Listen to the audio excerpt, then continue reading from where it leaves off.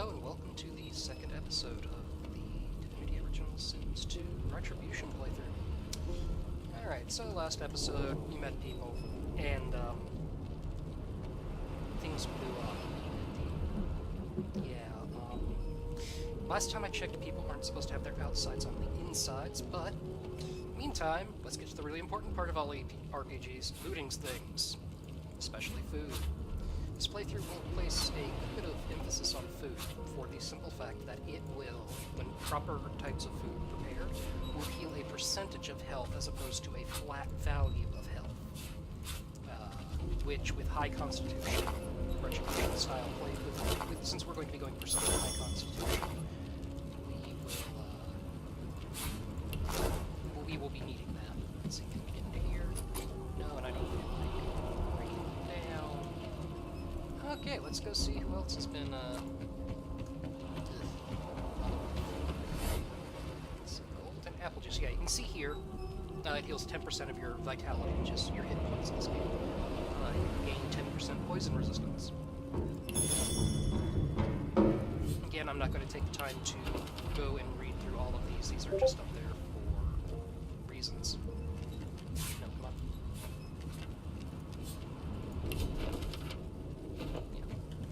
Yeah. And as you can see, everybody else in here is dead.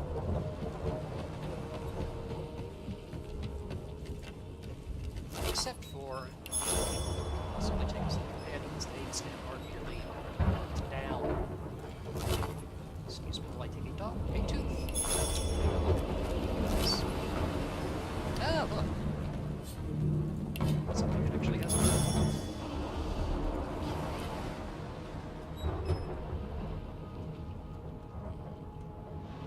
let's see.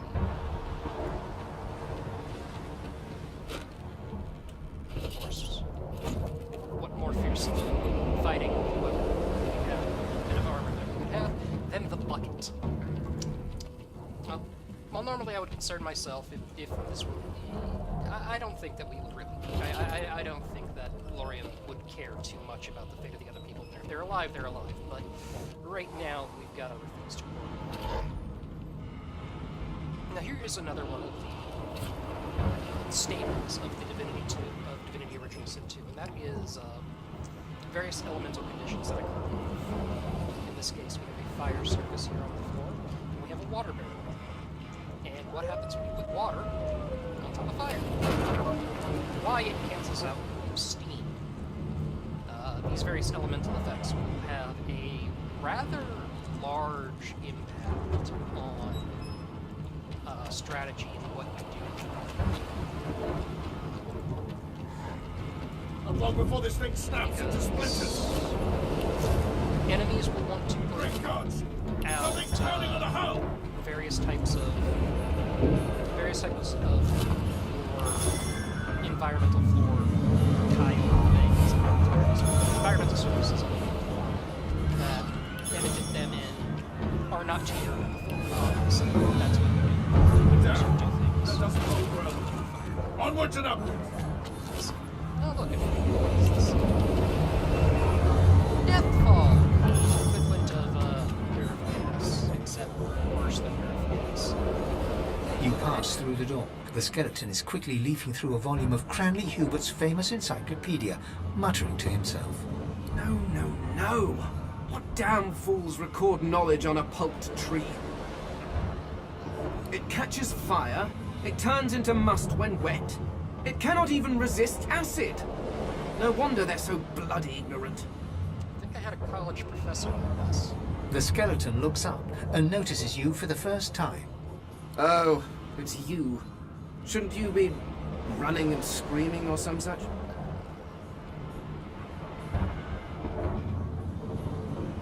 I don't nearly have enough drink for this, I'm just gonna... Remember, one of your race's weaknesses is having your lungs filled with water until you can no longer breathe. So, try to avoid that, perhaps. I think you mean until you can no longer breath, as it clearly states there, but yes, thank you. The skeleton resumes his... Oh!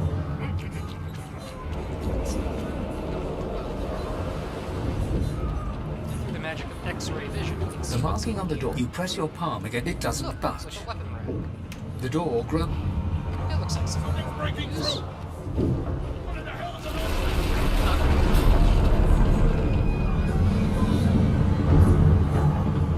Well, insert stereotypical meme comment of I've seen type. This is going. Meanwhile, let's continue on. Really nice if we can find some sort of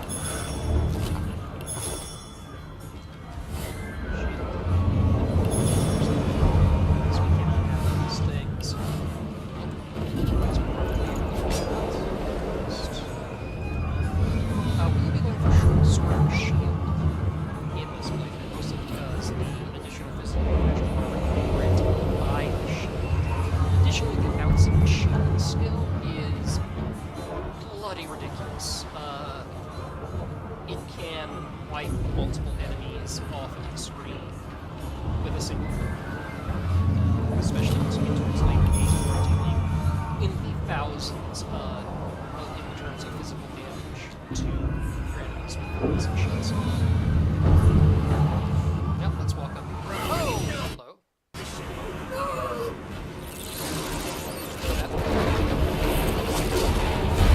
Here you can see the first part of the retribution skill in action. As you can see, we took 4 damage. Again, about a quarter of this point. But we have some vicious foulings which look like mutated roly-polies. No, I never noticed the mouth parts because I never bothered to zoom in. That is, that's a thing. Okay. So what we will start with is battle stall. Knock this one down. At least to get one to get there. Battering ram. So their actions are taken up just by standing up this turn.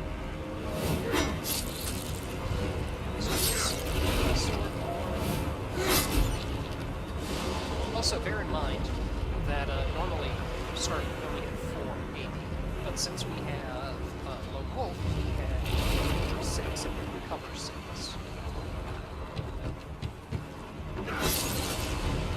Stab it up.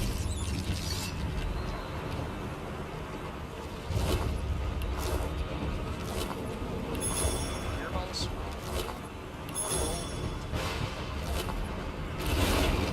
Murder hobo. Weren't going corpses.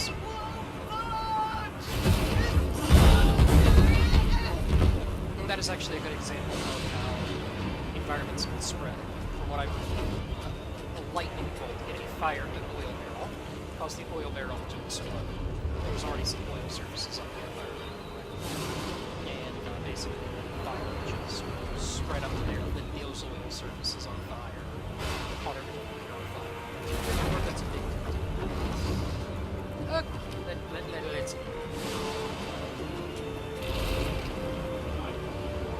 There's still a chance.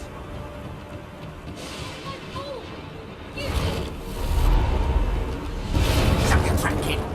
Children and dwarves first, just like the old stories say. The dwarf yanks at one of the nearby ropes to no avail.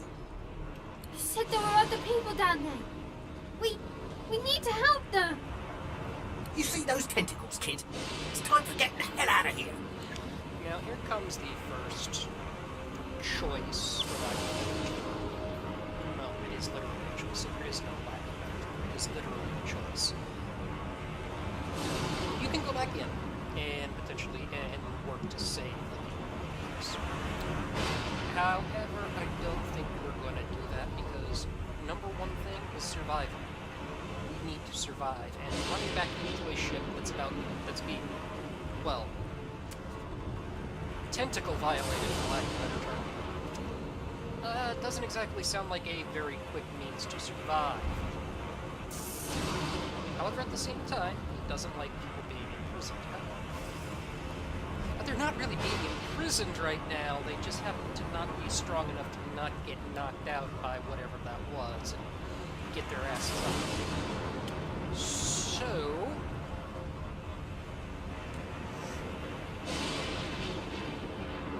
Forget the others. I want off this bloody ship. Well, but wait! There's still people down there! It's time to go. Now.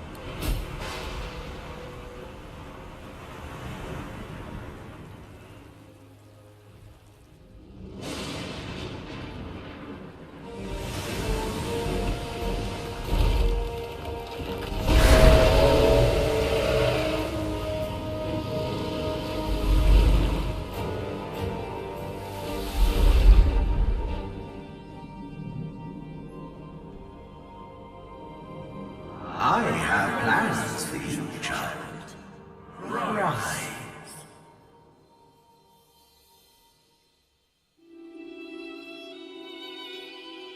Honorable Dallas, we lost a ship sailing sorcerer prisoners to Fort Joy. We assume some escaped and broke their collars. Their vile magic lured the Voidwoken. All who were aboard, now presumed dead. Yours faithfully into eternity, High Judge Orivan. Yeah, we think they're all dead. Don't bother sending out any search parties. That'd be a waste of time. Wouldn't want to do that. Wouldn't want to be thorough or anything. Because, again, the Magisters, there are some good ones. However, the majority, well, maybe not the majority. There are more than a few that are in this strictly for, You mean I get to kill things I don't like? Sign me up. Basically. You have those in any... You have that in really any organization that's built on some sort of fanaticism. But that's more of a political thing, and we're not here for politics, we're here for a game. If it would load. I do apologize. I would also like to thank Master Reaper. He pointed out that there were some problems with the S's Those when I Voidwalkers spoke. make short bloody work of a ship. And it might just be part of the way I speak. It might Right. also... The lone survivor. This Yeah. must be Fort Joy. Okay, are you done? Thank you. It might also be that the microphone was positioned badly, as he stated. I will be continuing to work on that. Meanwhile, here we are, Buckethead Man. Now, you don't really need to be the Ludi McLudens quite as much as you. I thought the Order would get rid of any trace of the old Source King. Ah, yes. A statue of Baracus Rex, the Sauce King. Looks like an absolutely charming fellow, what with the mountain of chained, enslaved bodies under here. Great guy, sure he's great at bodies. Anyway, now that we're first, let's find out. Oh, look, someone to talk to. Isn't that convenient? The child has a small mirror in his hands. He holds it up at angles, inspecting his eyes, his chin, the crown of his head. He spots you, and his arms snap to his sides. I'm not supposed to talk to dwarves. Okay.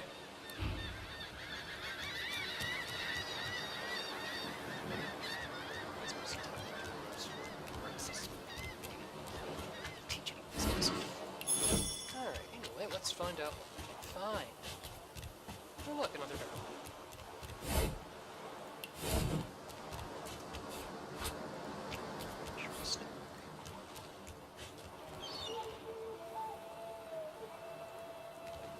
As you can see here on the minimap, we have things to kill. Those are the same beasts that sank our ship.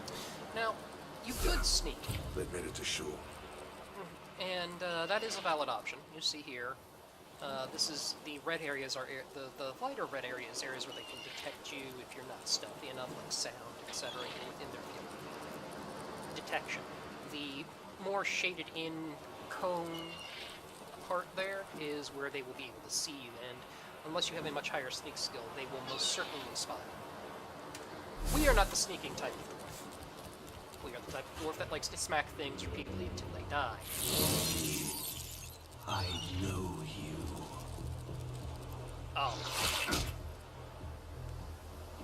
I didn't know they could talk. Let's try that.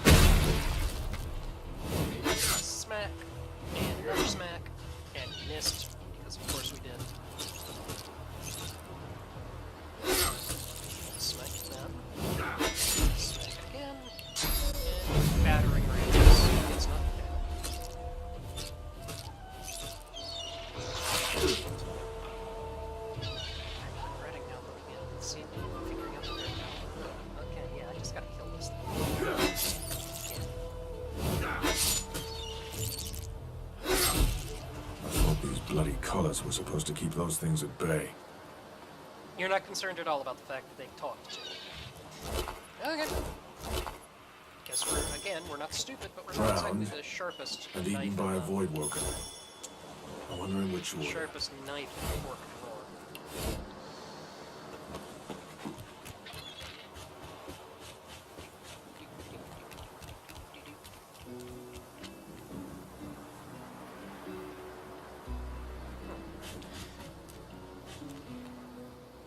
Well, looks like they did survive.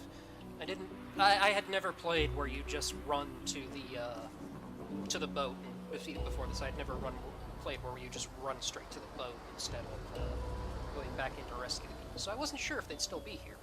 It would appear that at least the Red Prince is. So good to know that he survived, I guess. Again, I'm still not certain if we will be taking any companions with us on this run. If we do, I regrettably say the Red Prince will probably not be one of them, even though I do rather like his story arc in this game. Both of my previous playthroughs of the game, though I either played as the Red Prince, which was the second, brought him along in the party. Let us say hello. You spot a strange lizard gazing over the water with a steady, malcontent stare. His skin is of a bright, blood-red colour. Could he be... Yes, you recognize him from the ship. It would seem you're not the only one who survived the tentacles of the deep. Alright, I've got a bone to pick with you. The lizard turns about with the graceful ease of a dancer, or a duelist.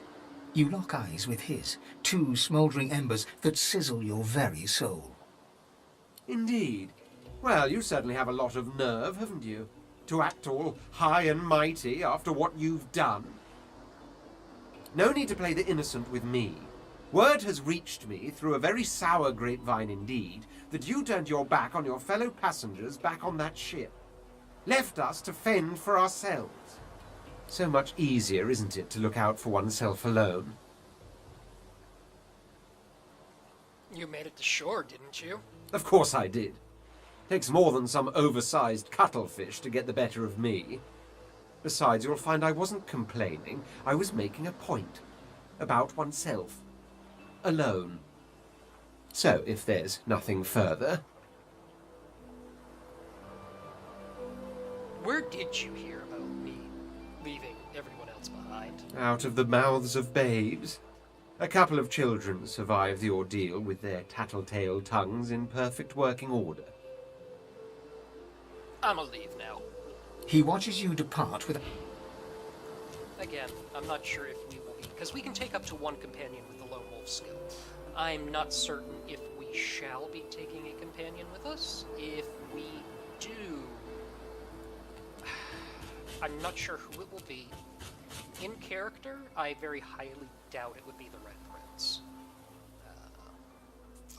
However, just simply due to the mannerisms he has. So far, the short list I would think would be either Rosa or Ifin Benimzet, because they both seem to be... Neither one treated them or insulted or... neither of them insulted Lorien. A black One cat. is... But I like cats, but I wouldn't eat a whole one. he's a kitty. But neither of them insulted him or treated him as a lesser being. The cat's eyes are clouded and grey, but it stares at you with Oh, acute poor kitty, intensity. he's mine. Its eyes clear, and it shakes its head, confused. There is a trait in this which I may get. Which, well, do they call them traits in this? I forget. Character talents, excuse me. There's a talent called Pet Pal, and it enables you to talk to animals, which is very helpful. It will get you out of many... It can give you shortcuts on certain quests. It will also give you quests that you would not be able to get to otherwise. So I may take that like... darn it, didn't need to. But we shall see. Let me reorient this. So north is back towards the top again. I've spotted something. Here's something else that the game has. I need a shovel. You'll occasionally find buried items, and if you are not a lizard, you need a shovel to dig them up. Lizards have the innate ability, evidently, to shovel because lizards shovel good? I'm not entirely certain as to their line of thought on that one, but we'll go with it. Oh look! I wonder where an this alcove. leads.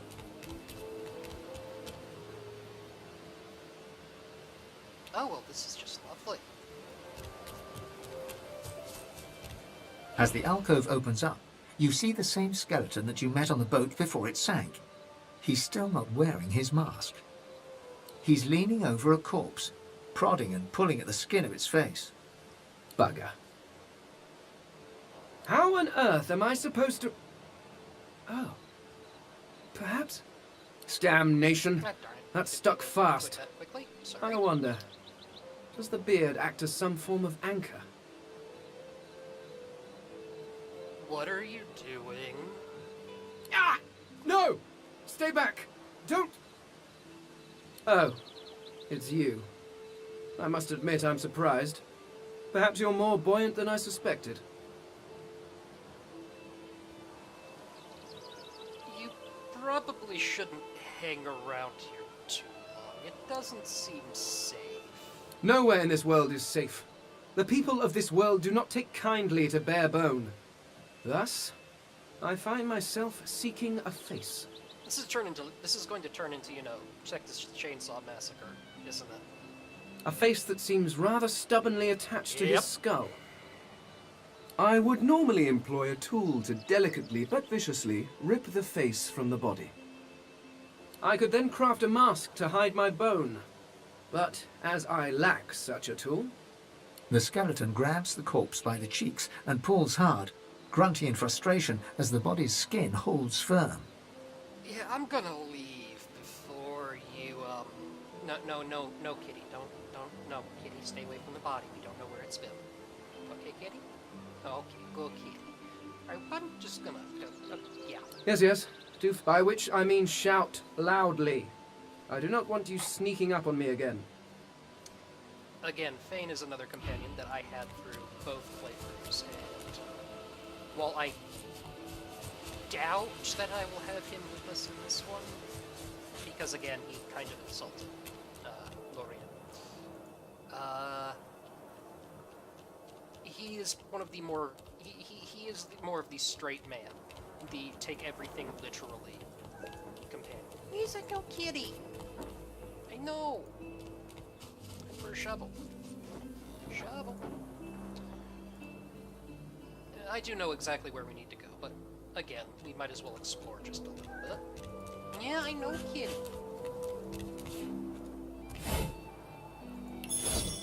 Oh, look, a shovel.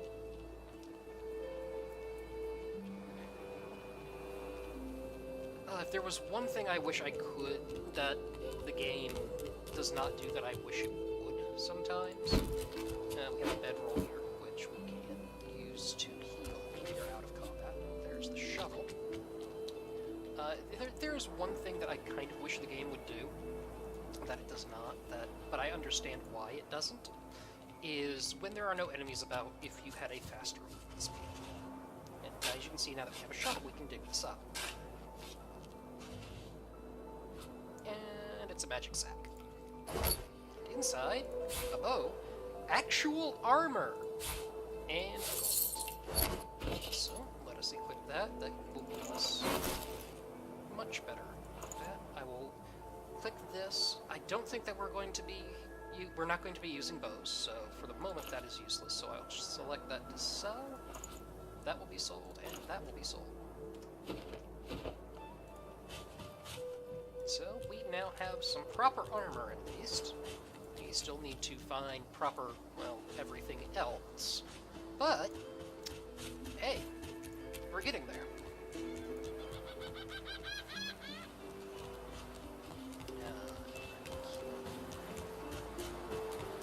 Hey, mister.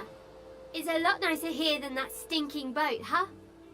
Sure wish you'd gone back to save the others. Though, I did see one of them wringing out their tunic at the shore a few hours ago, so I guess some of them survived at least. You were the one that told on me, aren't you? Now, I don't where like should I put this tattletales. one? But no, I'm not going to go on a child murdering spree yet. Maybe later on. Besides which, going on child murdering sprees is a very quick way to get yourself killed. After all, most people tend not to respond kindly to child murderers. Need I repeat myself? But I know nothing of any Verdus. We already know the truth, Magister. Now speak. I am a proud loyal to the Order. I would not dream of subverting our cause. Stay back, sorcerer, and stay silent. Our Godwoken speaks. And here we have our introduction to some of the... well, you'll see. We know you've been helping sorcerers escape, Atusa. We have proof. I'd sooner cut my tongue out than lie to you, Alexander. I know nothing of any escapees. If you can tell the Godwoken no more, your tongue is of no use.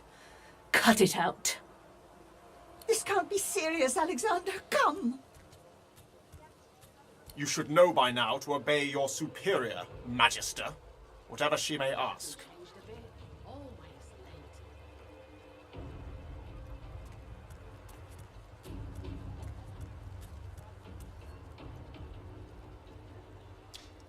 We're just gonna guess that this treachery's been rather really great, or this place is run by the pettiest tyrants. Here's a hint. It's not the first one. Atusa pinches the tip of her tongue with 2 fingers and brings her dagger to its root. Her eyes squeeze shut. Drops of blood form against the dagger's edge and quickly fall to the ground. She groans. Stop! My father, may his soul rest in peace, would be disappointed in you, Atusa. To think you would lie to his only son, your bishop, and your friend these many years. The fate of our realm hangs in the balance. If you will not help us save it, then you will help the Void destroy it. Dallas? Yes, Your Holiness? I believe we're done here.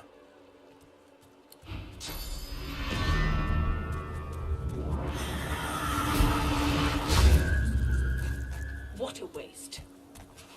Come, we'll be needed elsewhere. Where is he? And here we have our introduction to 2 of the antagonists of the game. Dallas the Hammer and Bishop Alexander, Where is son he? of Lucian de Vivai. And after picking over the corpse because we are vicious murder hobos... Now, again, the elves in this game have a very special ability where I'll bring it up again, where they can eat body parts of enemies or that they find around and gain memories from it. That's what this is there for. But since we're vicious murder hobos and not elves, we're going to take all of that. Come on, old man. I can't wait all day. They